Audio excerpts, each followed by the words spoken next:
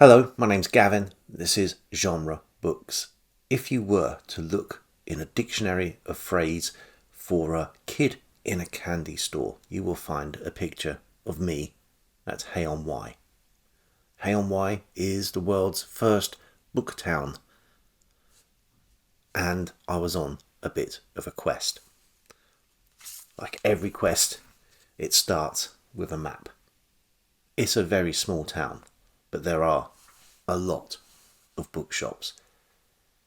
Any good that I may have derived from my recent completion of the Read What You Own challenge was all undone in short order. I am back to where I started, possibly in a worse position, but I've got a lot of books to show for it.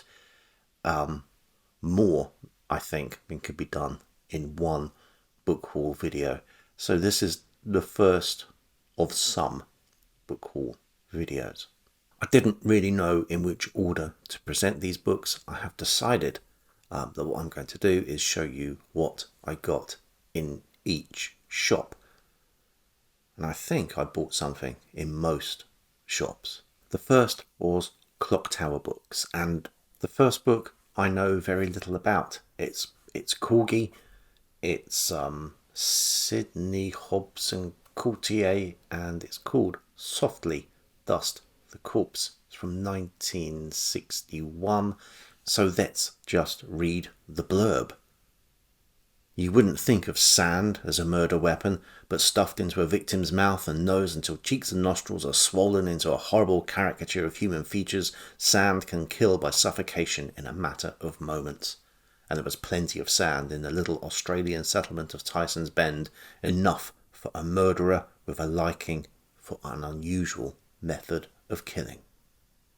From 1953, based on the original publication 1952, is Take Off by C.M. Kornbluth, which is a science fiction thriller about the first voyage to the moon. More 1950s science fiction, this time an anthology edited by John Carnell, No Place Like Earth.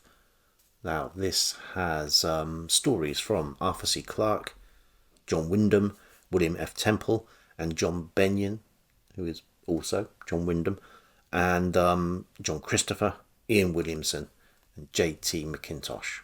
The next is a Hodder and Stoughton Yellow Jacket, Sidney Haller's The Destroyer. So there are two books here, The Destroyer and The Red-Haired Death. This originally cost 2 shillings. It cost me about £3.50. And Haller for excitement. Never read any Sidney Haller before. Keen to see if I like him or not. Someone I know I do like, Michael Moorcock, and this is 3 books in one. A Nomad of the Time Streams. The books here are The Warlord of the Air, The Land Leviathan, and The Steel Tsar. A much more specific bookshop is Murder and Mayhem, part of the Adimmens empire in Hay-On-Wye.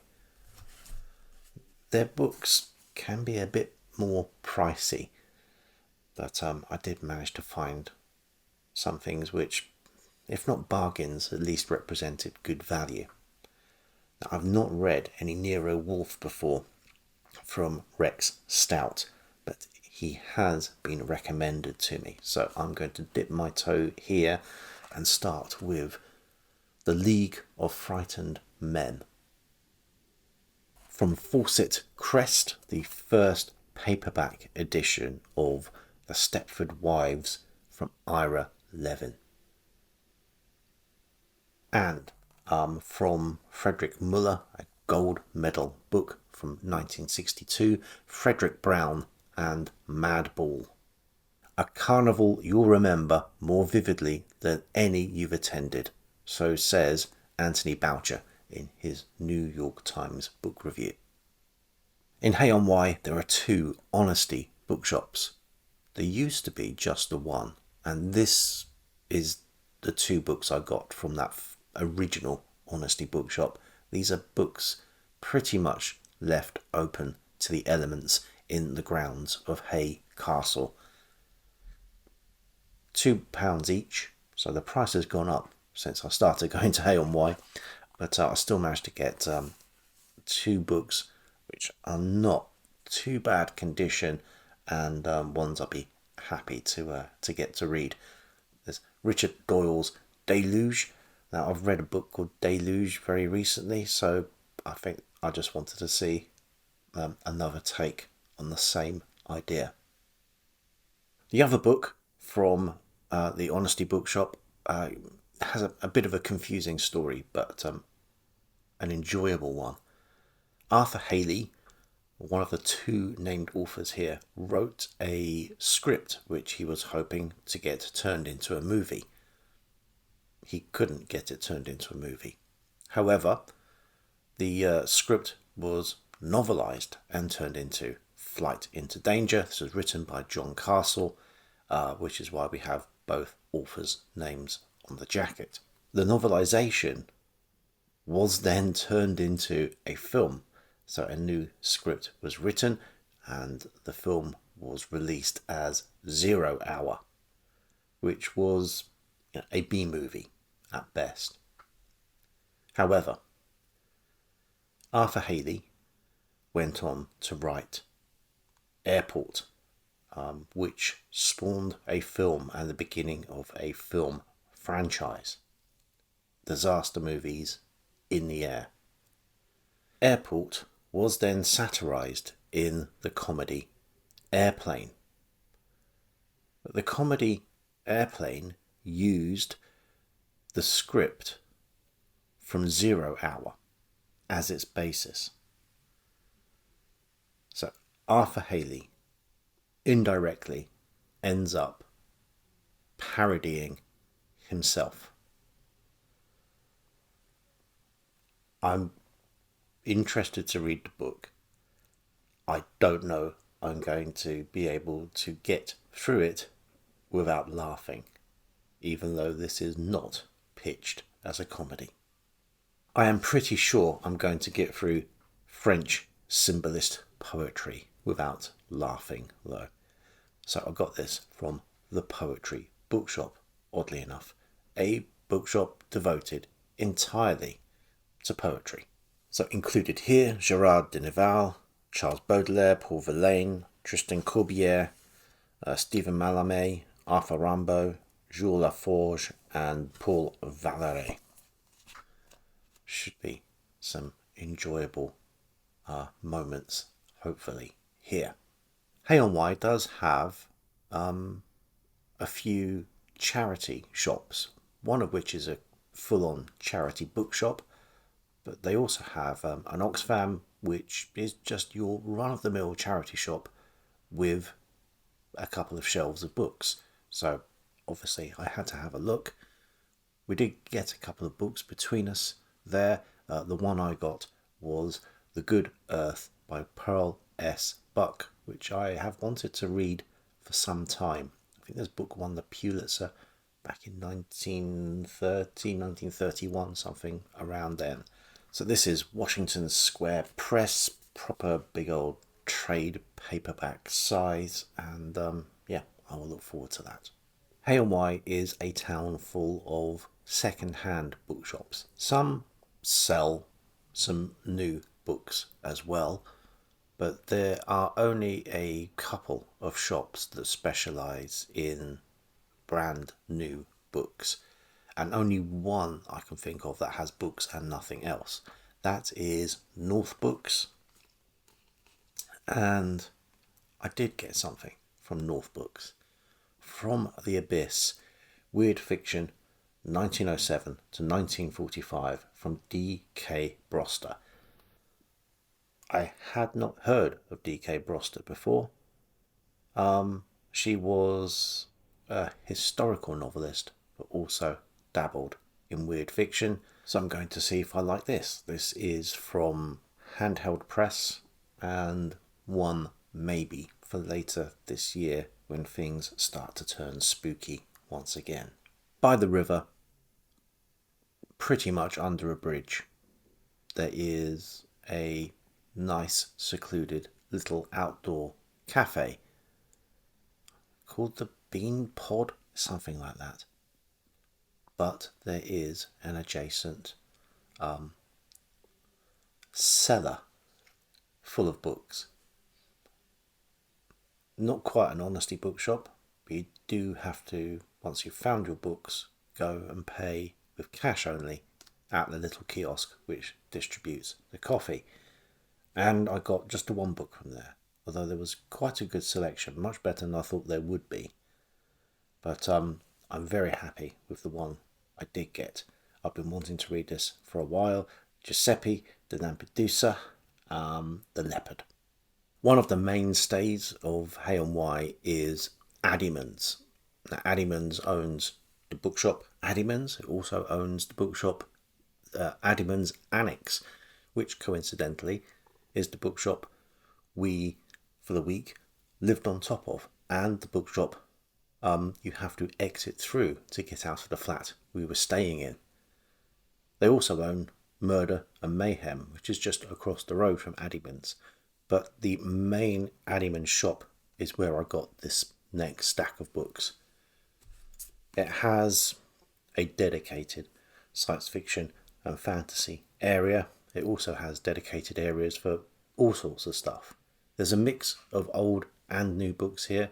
The new books, by and large, are remaindered books, but the old books can be from absolutely anywhere, and quite often are. The first one I got was Spellsinger by Alan Dean Foster, obviously probably best known for his novelizations. I did have one book in the Spellsinger series, so one of the things I was looking to do on this little book shopping excursion was to complete some runs of books. So here is the first of the Spellsinger series.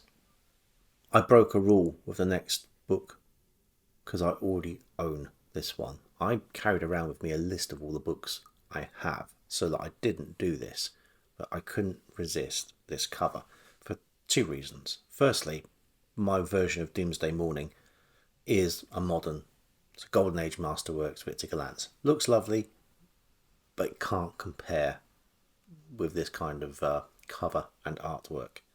Also, I have Shamblo by C.L. Moore. And on that cover, as here, she is denoted as C.E. Moore. I thought when I first saw it on Shamblo, some terrible mistake had been made. Now it looks like there is something else going on. I mean, her name was Catherine Lucille Moore. I don't know why the L is dropped and an E used instead. The next book is a Badger Books, so I know the kind of quality I'm expecting here. This is Leo Brett, one of the many pseudonyms for the Reverend Lionel Fanthorpe. Exit Humanity. I'm going to guess this picture is also used as a cover for another one or two books because that was the reusing methodology that Badger Books employed. But this was cheaper than I would normally see a Badger book for. So I didn't have this one, decided to take a punt. And completing another series, I have Robert Silverberg's Lord Valentine's Castle somewhere in these shelves behind me, and I now have the sequels, Madripoor Chronicles and Valentine Pontifex, both of which have cover illustrations from Josh Kirby. Next up was Milton Lesser. Now, I've read some Milton Lesser before, some short stories, never a novel. So, Secret of the Black Planet. This is from Belmont Books, from 1965, so 60 years old, this printing. I think it first came out, by the looks of it, 1951. I do remember enjoying the short stories that I've read by him, so let's see if that enjoyment can stretch to a whole novel. Post-apocalyptic merriment from Judith Merrill, compact books, Shadow on the Hearth, this edition from 1966, originally published 1951. Slowly, I complete my collection of the Well of Souls, the Well at World's End, the Well series. Well, this is a Well World novel. Jack L. Chalker. This is The Shadow of the Well of Souls. I have the Infinity Concerto by Greg Bear somewhere on the shelves, so I managed to pick up the sequel, The Serpent Mage. An alternate history novel, this from Ward Moore, from Foursquare Books, Bring the Jubilee. I've been wanting to read this for a few years, and when I saw this cover, this one sang to me. This edition from 1965, original book 1955. Late 70s, Paul Anderson, Sphere Books, Merkheim. And it doesn't say who did the cover, but that looks quite like Chris Foss. Another Hodder and Stoughton Yellow Jacket, this time a hardback book as well, and Zane Grey, The Last of the Plainsmen. I'm intending to read this book very shortly for my 50 Zanes of Grey series. It's one of his earlier novels, so when I saw the hard copy for not very much money, I decided, yes, I will do that. I do love these Hodder and Stoughton Yellow Jacket Western hardbacks. And speaking of Westerns, this is certainly Western adjacent. This is the Encyclopedia of Frontier Biography, put together by Dan L. Thrapp. This is Volume 1, A to F. I also got Volume 2 and Volume 3, so I have the full alphabet of the Frontier, or the Encyclopedia of Frontier Biography. One of my favourite shops in Hay-On-Wye is the Broad Street Book Centre. Not the biggest shop, but it is possibly the most wide-ranging in terms of material. That's because this centre is not just one shop. It's a number of tiny little shops, all contained within one larger space. We have here Logston Press, The Bookman, Ex Libris, Four Directions, Daniel Ahern Books, Les Barrett, Shuttlecraft Science Fiction, Bedlam Books, Mary Fellows, Literary Cat Books, Longtail Books, Anita Books, Zoe Mathias Photography, Mike Hobday, and Hancock and Monk's Music. Not everything is to my taste. I'll say that at the outset. There is, for example, a whole section of the store devoted to railway books, but even a cursory glance there tells me that if railway ephemera is your thing, this is a little treasure trove. And there are some really nice pieces I managed to find for myself. Fortunately, none of them railway related. I showed you earlier the first in the Spell Singer series from Alan Dean Foster, and like I said, I had the second book in that series, and I managed to find here books 3, 4 and 5. So The Day of the Dissonance, The Moment of the Magician, and The Paths of the Perambulator. A book that I've read before, but I do slowly want to rebuild my Pratchett collection and eventually complete it. This is book number 1, The Colour of Magic. Damn it, BookTube, you've sucked me in. I will be taking part, if it takes place this year, in Book Trek. I found Star Trek 7 from James Blish. I was in Wales, so it seemed an apposite time and place to get my copy of the Mabinogion, this collection of fact, history, story, myth, folklore, whatever you want to call it, a modern translation from Geoffrey Gantz. Hopefully, an enjoyable read ahead. I want to introduce myself to Japanese detective stories, so I saw Tokyo Express by Seicho Matsumoto, and it wasn't very much money. I thought, yes, I'll go for that. Penguin Modern Classics. A science fiction anthology, The Astounding Analog Reader, Book 1, edited by Harry Harrison and Brian Aldiss. This has a small collection of longer science fiction short stories, novelettes, possibly novellas, but Anson MacDonald, Isaac Asimov, Harry Bates, Raymond Z. Galoon, Don A. Stewart, and Ross Rocklin. And there are some classics here. Trouble on Tantalus by P. Schuyler Miller, Nightfall by Isaac Asimov, and the Harry Bates is Farewell to the Master, a story made into the film The Day the Earth Stood Still. From a science fiction anthology to a science fiction collection, The Worlds of Robert F. Young. Shock, horror, something from this century. 2312 from Kim Stanley Robinson. And the last book from the Broad Street Book Centre, but certainly not the least. A Pan-Giant version from 1961, so 3 years after first publication, of On the Road by Jack Kerouac. That is just a fantastic cover.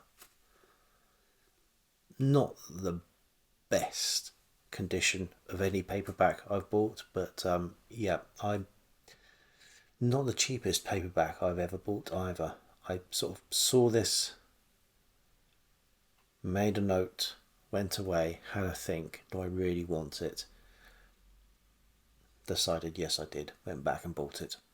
I'll be back next week with what I think will be the second of 3 videos of hauls from Hay-On-Wye. I've only shown you books I got from 9 of the shops today. I think less in the next week, but I'll be starting off with possibly the best bargain I managed to get in Hay-On-Wye last week. But until next time, bye.